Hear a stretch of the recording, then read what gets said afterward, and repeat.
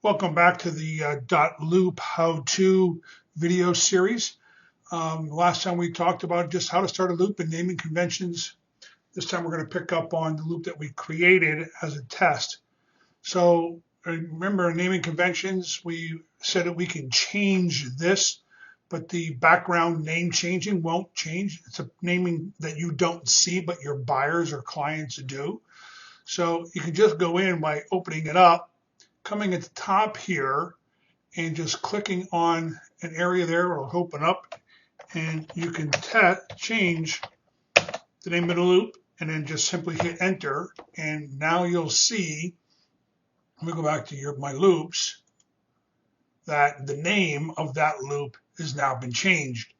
But the original name here, the original name, 117 North Church Valley, that's still in the background. All intent and purposes, again, can't change that. So now that you've got your loop created, where do you go from here? I know all of you already want to go out. Let's start filling in our documents. Let's get everything all loaded up and let's get that offer written and submitted and hurry, hurry, hurry. So my suggestion is hit the brakes. Let's make life easier. Type it once, use it over and over and over. That's the theory. Type it once, use it again and again and again. So when you click on your loop, just when you look around, you'll see some important things. This section here, as I showed before, you can change it from a purchase to other types of real estate transactions. You really should never have to do that if you did it correctly from the beginning. And then what the status is, you should always keep this in the status that it's actually in. It's a pre-offer. Then when you go under contract, or did you withdraw it, meaning you submitted an offer, you were one of 7 and you didn't win. I use that as a withdrawal. Did you go under contract and be sold? Or did you go under contract and was it terminated? Those are all stages of a transaction. Archived is used when you don't want to see it on your loops. You can archive it. It's still there. You just don't see it. And I'll show you how you can see things that you archive as well. The other important area is that before you even get started with all of this fun stuff down here, we don't even want to go there yet. We want to go to 2 areas. One, the view details. And if you click on view details, you will see 2 important areas. One is the people area. That's where you're going to be putting the people that are involved in your transaction. And then after that comes all of the transactional details that you'll fill in to the most capable that you can at the stage in which you're at. This way you're only doing things one time. And this here has been beefed up. If you're used to the old one, this has been put on steroids, a lot of information. If you fill this out correctly, most of your documents will autofill everything that you need to autofill, except for some crucial things that we all want you to think about before you have a client sign off or you sign off and actually submit it as a completed document. The other area in here were people. As you can see, I'm on here because I'm the one who is the buyer agent. And then the listing agent information came in automatically as well. So from here, these are the only 2 people that I put in by clicking on their status. I'm going to make myself the buyer agent. And then as you can see, when you click mine on, all my information is already pre-populated. So anywhere the buyer agent information is required, this information will directly go out onto that form. No more typing, no more pre-fills, it auto-fills. Always remember to hit save. Then when you go to the listing agent, you see it's a listing agent, so I can click his name on. And as you notice, there's no information here for him other than his name, his email, and sometimes the company name will populate. At this point here, you want to start to add in his information. You add it in the office cell phone. Then you add in their street address, 23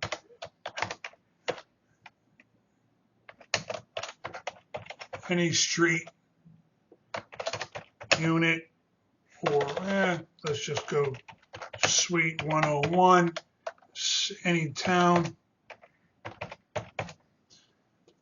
and what state, Pennsylvania, zip code 99199. Add in his cell phone, 610-555-5556, and his license number of RS 99999. At that point, he's here. You click Save. Stop putting people in at this particular point here. Come down to the bottom, hit Save, and then go back to the top and leave the loop. I've now go back all the way out to my loop page, and you'll see up here, people. That's important. Now, if I go into my loop, you'll see the black bar. This could be color changed based on your settings, so it might not be black, but here is also a little sketch of a people. I can click on people from here, and you go out to the people section of Dotloop. These here blocks, totally ignore them. They have no value to us. The way that they're used, according to Dotloop, they don't have a value for us. It's more of a marketing, advertising to get other outside agencies involved in using Dotloop. So just ignore that.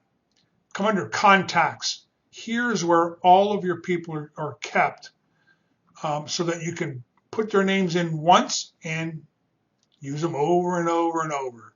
So here's where you will see I have the Weichert already in here. My name is in here. And I scroll down through all my names here. You'll see Weichert. Here's the Weichert. And I have it set up.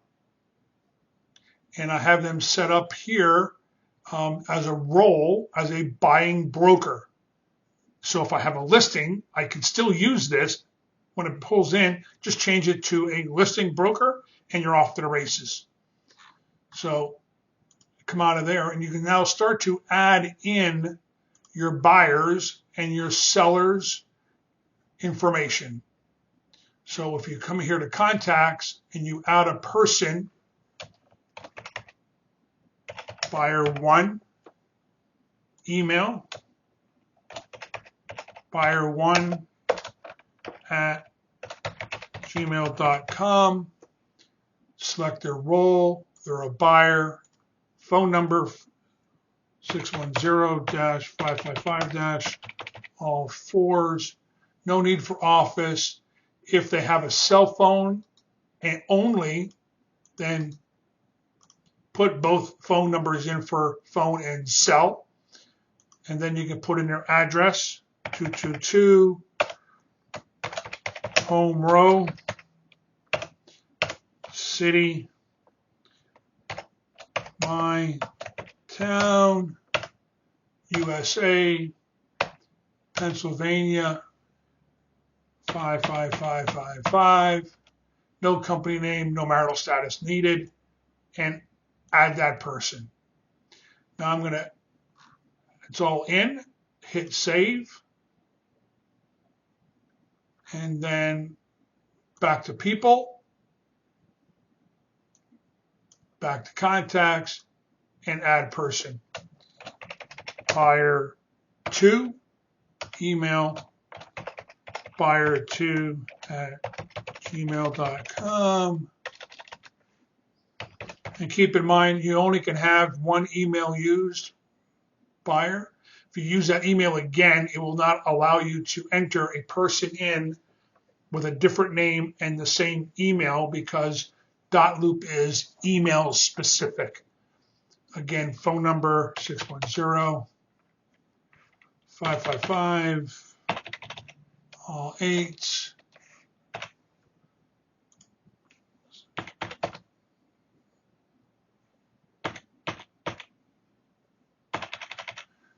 If you notice it's unformatted, you can format them if you want as well, so you can do it either way as far as formatting goes. And these two people live together, so I'm going to save myself some time, and I'm not going to bother putting in their address because they're along with buyer one, buyer two. You could, without a problem, using the same address. So now I got my buyers in. Now I'm going to add in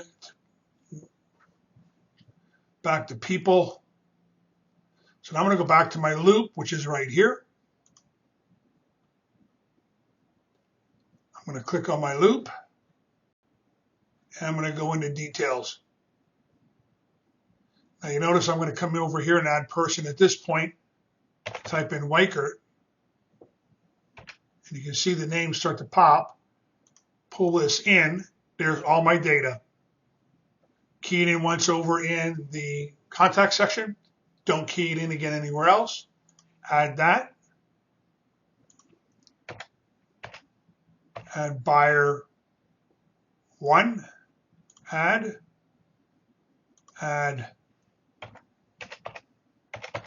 buyer two. Add in the other brokerage. Remax.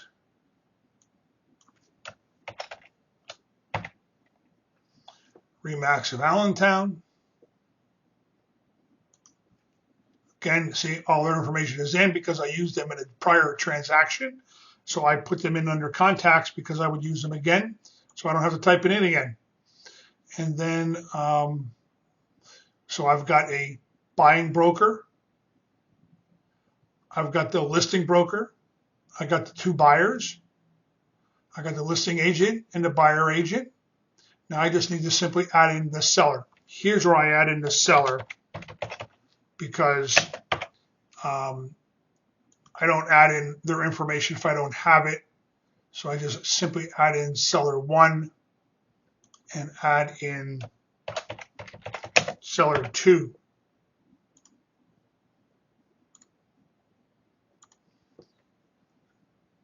Then I'm going to add in on top of that, I'm the buyer agent, remember, they're using guaranteed rate. So I'm going to add in Keith, and he's a loan officer, crucial. All lenders are loan officers. And we're using Linda for title work, and all of her information is in here as well, with the exception of a phone number. So I'm going to go back and add that phone number in later, and you'll see why. But they're under here as escrow title. So now all my parties are involved here, that are involved, they're in here, and they will be auto-filled in documents that we use moving down the line, especially that pesky little form that we call the check request form. You won't have to worry about it. It's 99% filled in based on this information. After I do that, then I move down and I start filling in the property information. It already auto-filled from the MLS, so I'm done there. Client relationship is a buyer. When did I start working with him? Today. When does that relationship end? I typically, personally, I do my mine for 6 months. So I'm going to end on the 31st. Is an LLC? No. Broker service fee is $4.95. When's it paid? At settlement. Transaction coordinator? No. Purchase price is $250. Seller assist, I have $2,000 of seller assist. Are we holding the EMD? No. Who is? Remax.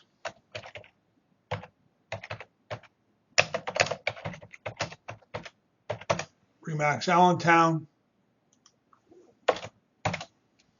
Earnest money. Type of financing is what we're using. We're going to use conventional. When's the mortgage application due? We're going to get this signed tomorrow. So it's due on the 13th. It's the mortgage commitment date is due on the 29th. Commission splits. This is a percentage. It's a 6% deal, 3% on either side. The offer date is today. Offer expires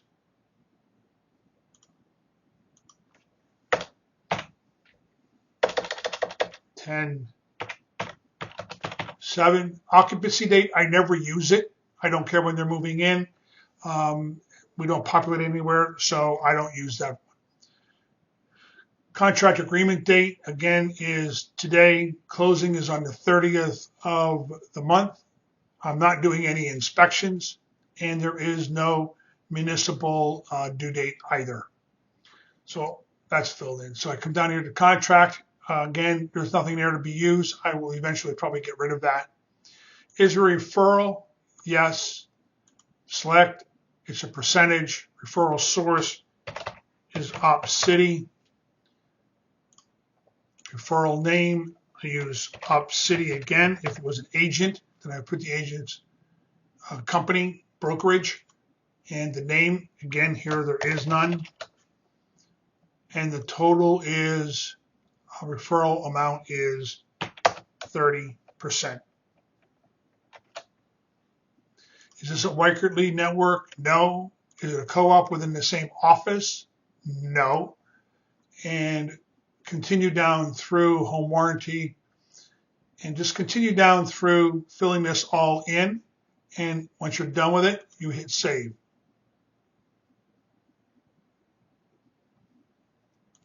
See the yellow bar comes up, it's successful. Then you can just go back to your loop. Now that you've got the view details completely done, you've got all your people in, your transaction, that's when you would start to go down through the list of documents that you need. And you can close these up so you don't want to see them until you need them. Fold them shut. So while you're doing your offer docs, it's easier to move around. You got your compliance documents that are required. And then you got your offer documents that you could use and are required to submit an offer. Some high use other documents, and then the miscellaneous. And that's how you begin a loop before you get to completing actual documents. I'll real quick show you here. The consumer notice was changed, so I can do that. Click that on and bring it up as an auto. It's already populated with buyer, and I'm the agent. So when you autofill, the signatures are already here, as well as my signature down here, and hit save. I always sign my documents after the buyer or the client signs their side of the document. I don't sign first, and nor should you. Then your buyer agency contract, as you open that up, again, all that pre-filled information is here. Some of you had pre-filled. Now we're going to auto-fill. So watch what happens. All that information populates. Weichert Realtors, me, buyer 1 and buyer 2. There's their home address, and then there's their phone number. There are their 2 email addresses, and it works out great. And then you just continue with the form and filling out the rest of the form as you go down.